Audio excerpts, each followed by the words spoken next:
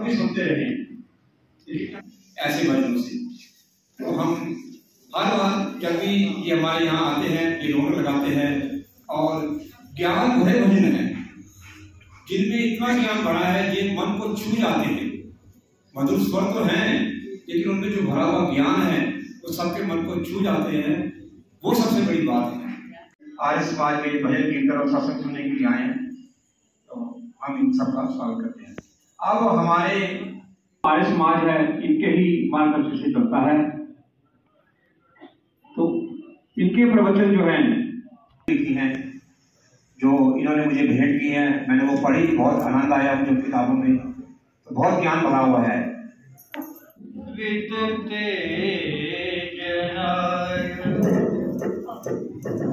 एक जमींदार ने अपनी बेटी की शादी दूसरे जमींदार के घर कर। बड़ा संपन्न परिवार था, अमीर परिवार था। तुझे कैसे लोग हैं वो, उसका पिताजी बहुत अच्छे हैं, सारे ही अच्छे हैं, लेकिन बासी खाते बासी ही हैं।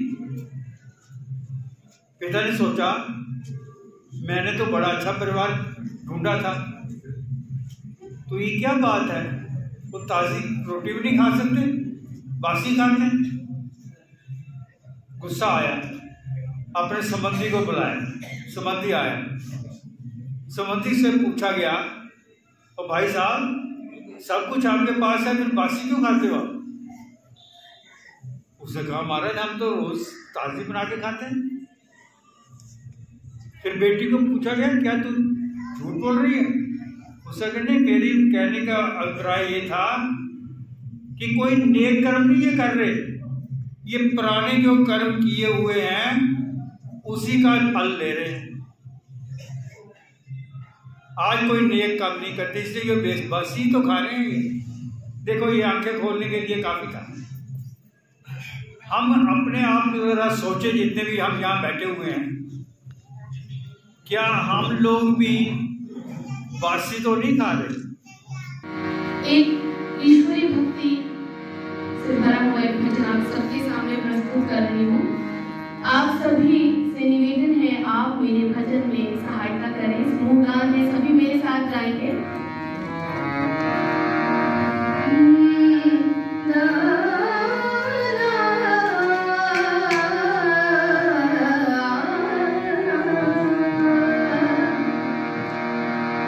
दसी मेरे माल का मुझे था।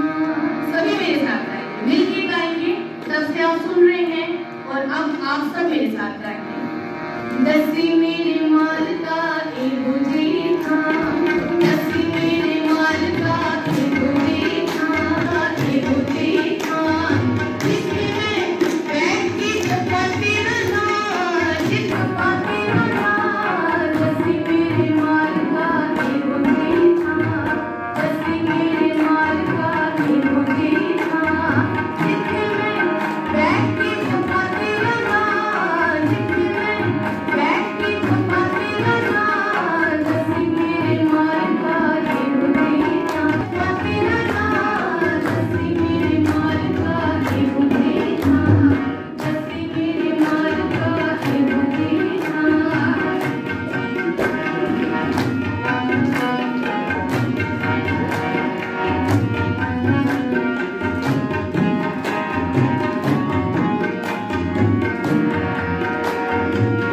अपन देखी गाना कोई मिलता नहीं, अपन देखी गाना कोई मिलता नहीं।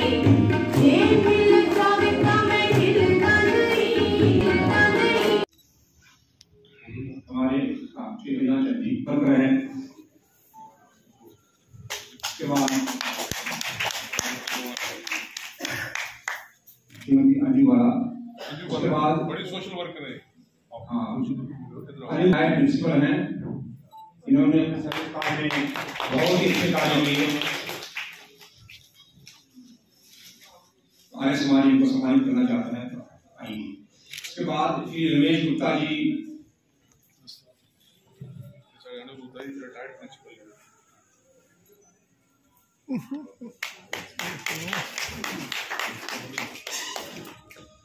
आया है। उसके बाद श्रीमती चंचला देवी जी हैं जो हमारे आर्य समाज की कार्यकर्ता हैं, महिला जो है काफ़ी सालों से आर्य समाज से जुड़ी हुई है और आज हम इनको सम्मानित भी कर रहे हैं। लेकिन आज से महिला प्रधान के रूप में भी आर्य समाज में काम श्रीमती निशा जी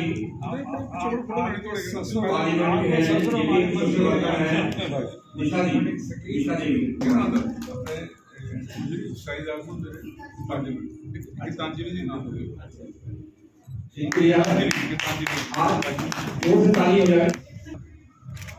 गीतांजलि जी पंच रहने पड़ी हैं। गीतांजलि बहुत काम किया और बहुत ही उन्होंने अपनी पंचायत में कार्य किए हैं।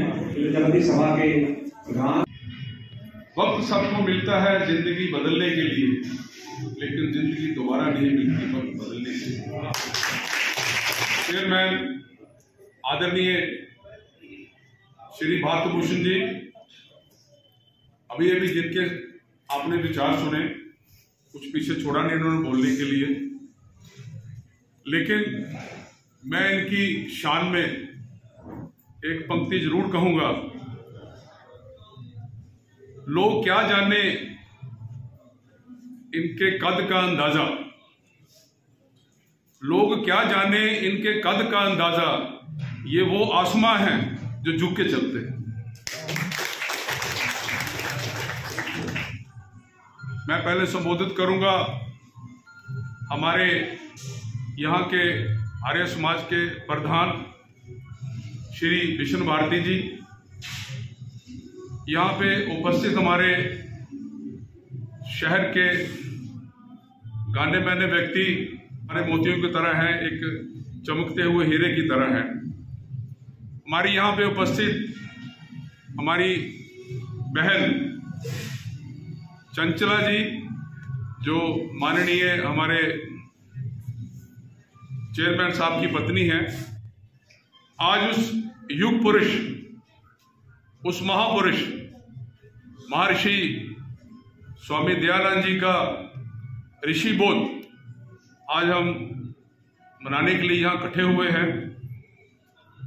इनको शिवरात्रि के दिन, जैसे अभी चेयरमैन साहब ने आपको कहा, उनको उस दिन इनका बोध हुआ था, उस दिन इनको ज्ञान हुआ था। तो इस पर्व को हम ऋषि बोध से मनाते हैं, या शिवरात्रि से बोलो या चाहे ऋषि बोध से बोलो। एक बड़े युग पुरुष हुए, एक बड़े समाज के सुधारक हुए और आर्य समाज के संस्थापक हुए। इन्होंने पूरे समाज को, उस वक्त इन्होंने जन्म लिया जब हमारा पूरा भारतवर्ष एक जंजीरों में जकड़ा हुआ था, क्रूर रीतियां थी, अंधविश्वास था, पाखंड था, छुआछूत थी, बाल विवाह और बड़ी सारी और क्रूर नीतियां जो थी, उस वक्त उन्होंने जन्म लिया और इसको उन्होंने दूर करने के लिए जमकर उसका सपोर्ट किया। और कुछ ऐसी बातें थी, जैसे अभी इन्होंने बताया कि औरत जब विधवा हो जाती थी तो उसकी शादी नहीं होती थी, लेकिन उन्होंने दोबारा शादी करने के लिए उसको प्रोत्साहन दिया, उसका जमकर सपोर्ट किया। तो ये कुछ ऐसी क्रूर नीतियां थी जिनको उन्होंने दूर करने के लिए पूरी जान लगा दी। ये एक ऐसे पहले व्यक्ति थे जिन्होंने स्वतंत्रता दिवस का नारा दिया, इंडिया इज फॉर इंडियन। ये एक पहले व्यक्ति थे।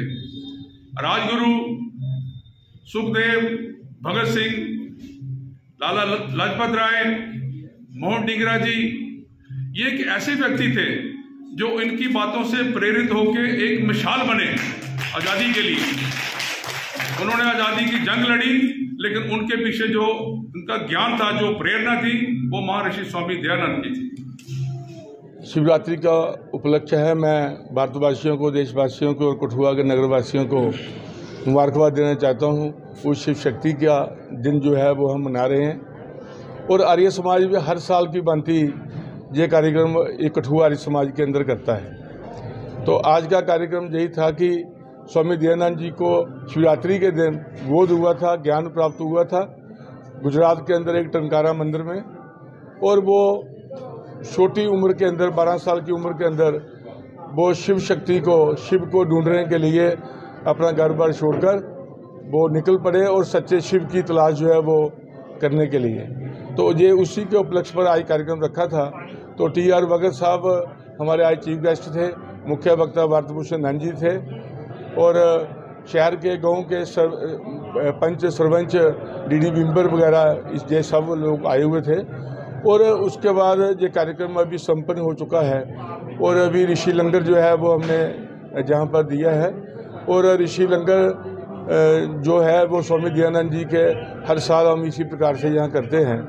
दूसरा, ये जो कार्यक्रम है आज का, ये जो गरीब लोग हैं, कुछ लोगों को उनको आटा है, चावल है, कोई फोल्डिंग बेड है, बिस्तर है, ये भी वितरण जो है ये की जाएगा भी ऋषि लंगर के करने के बाद। तो यही कार्यक्रम मैं माताओं बहनों से प्रार्थना करना चाहता हूँ कि आर्य समाज के अंदर हर इतवार को हवन यज्ञ होता है, और कठुआ जहाँ पर एक डिस्पेंसरी है होम्योपैथिक, जहाँ 5 से 6 जहाँ खुलती है। डॉक्टर तिलकराज जी हमारे बीच में हैं, वो रहते हैं, आर्मी से रिटायर हैं, और आप 5 से 6 बजे आएँ और अपने आप को दिखाएं, और फ्री दवाई आर्य समाज पिछले 20 साल से ये डिस्पेंसरी चला रहा है, और फिर आप लोग जहाँ पर आएँ दवाई फ्री में लें। धन्यवाद जी। डॉक्टर साहब बताएं, आज आप आर्य समाज में आए हैं, क्या देखते हैं, कितना अहम योगदान था महर्षि दयानंद जी का इस समाज में हमारे लोगों के लिए? मैं आज आर्य समाज का बहुत बहुत धन्यवाद करता हूं कि उन्होंने मुझे आज यहाँ मुख्य अतिथि के रूप में बुलाया। मैं मुख्य अतिथि तो समझता नहीं, मैं तो एक छोटा सा कार्यकर्ता हूं इस समाज का और इस आर्य समाज मंदिर का।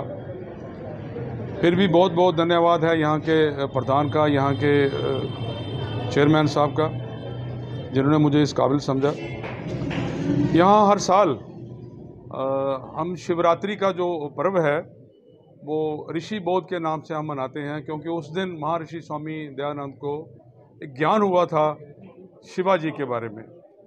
तो उस शिवा की खोज में वो जंगलों में निकले, वो पहाड़ों में निकले, वो हिमालय में निकले, और 25 साल पूरा उन्होंने अध्ययन किया पूरे भारतवर्ष का, और बहुत सारा उन्होंने ज्ञान हासिल करके फिर लोगों में बांटा। और भारतवर्ष को मजबूत करने के लिए उन्होंने कोई कसर छोड़ी नहीं। भारतवर्ष को उन्होंने मजबूत किया, शारीरिक तौर से लोगों को मजबूत किया, मानसिक तौर से लोगों को मजबूत किया, क्योंकि लोग जब मानसिक तौर से, शारीरिक तौर से जब मजबूत होते हैं तो भारतवर्ष की एक मजबूती बनती है। तो उन्होंने भारत की संग्राम के लिए, भारत की आज़ादी के लिए बहुत बड़ा रोल प्ले किया उन्होंने। वो एक पहले शख्स थे जिन्होंने कहा था अपना अंग्रेज़ों को कि भारत छोड़ो, इंडिया इज़ फॉर इंडियंस। ये एक बहुत बड़ी बात है। ये हमारे जितने भी हमारे ये योद्धा हुए हैं, ये जो हमारे संग्राम के जो बड़े बड़े जो हमारे शहीद हुए हैं, शहीद भगत सिंह, शहीद उत्तम सिंह, शहीद राजगुरु सुखदेव, लाला लाजपत राय, और ये बहुत सारे जो लोग थे, उनको सबको जो प्रेरणा जो थी वो स्वामी दयानंद से मिली थी उनको, क्योंकि उनकी जो मशाल थी वो जलाने वाले अकेले स्वामी दयानंद थे। उन्होंने उनको भारतवर्ष के लिए एक भारत भक्त उनको बनाया, और उन्होंने अपना पूरा योगदान दिया पूरे समाज के लिए। जो कूटनीतियाँ थी, जो अंधविश्वास था, जो पाखंड था, उनको ख़त्म करने के लिए सती प्रथा उन्होंने ख़त्म की, बाल विवाह उन्होंने ख़त्म किया, स्त्री को शिक्षा के लिए उन्होंने आगे लाया, क्योंकि पहले तो स्त्री को कुछ समझते नहीं थे। तो छुआछूत थी, छुआछूत को ख़त्म किया। तो बहुत सारी जो क्रूर नीतियाँ थी उनको उन्होंने ख़त्म करके एक देश को, एक समाज को एक अच्छे रास्ते पर चलने का एक